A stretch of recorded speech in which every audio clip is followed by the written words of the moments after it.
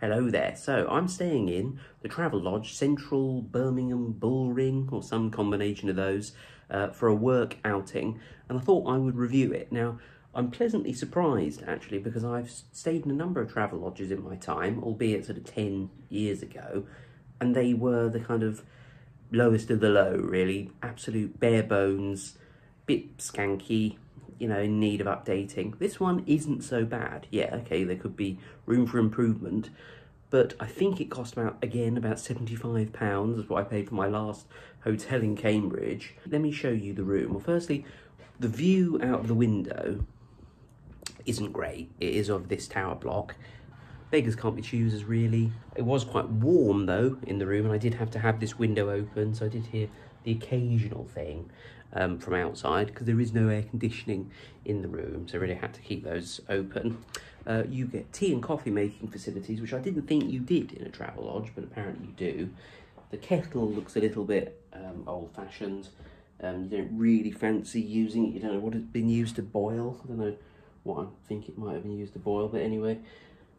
You get free Wi-Fi, but only for half an hour, but full 24 hours Wi-Fi is £3, so it's not exactly extortionate, and the speeds are pretty fast. You get a tiny television, but a television nonetheless. A mirror to kind of preen yourself and admire yourself. What's this? This looks like maybe oh, this is pillows. This is like a softer pillow, probably.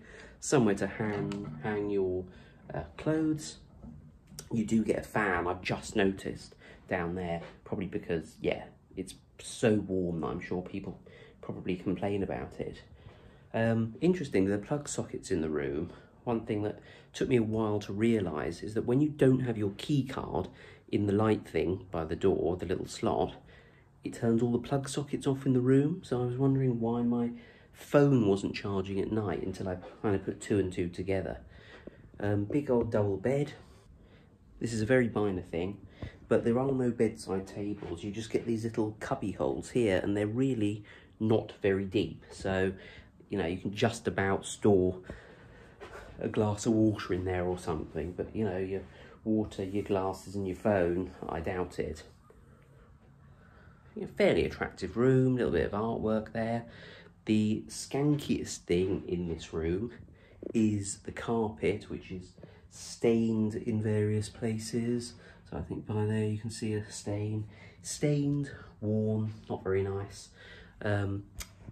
Which is quite surprising, really, because the rest of the room does look quite fresh. So I don't know why they haven't done the carpet as well. Now, the bathroom in this is probably the best part of the room. So there's the bathroom. It's a wet floor room, relatively new fittings. They give you a hand and body wash soap dispenser. The shower itself is really quite powerful, and you can control the temperature. I had a nice warm shower. Yeah, it's just quite a nice room, really. Clean and modern, so quite happy with that. You get an electric radiator in here, which obviously I don't need because it's fairly hot outside in the 20s at the moment. Just noticed this is a bit of an oddity that's probably unique to Travelodge. You get a bottle opener because everybody who comes to a Travelodge is here for a stag do or some kind of debauchery. I'm making that up, and I'm not trying to be libelous. Yeah, so it's fairly good. Gonna check out, fairly decently sized room. Yeah, it is a kind of bottom rung place to stay, but now I would opt for a Travelodge if I was trying to save money, and I could check the pictures and make sure that it wasn't one of the really old fashioned looking ones.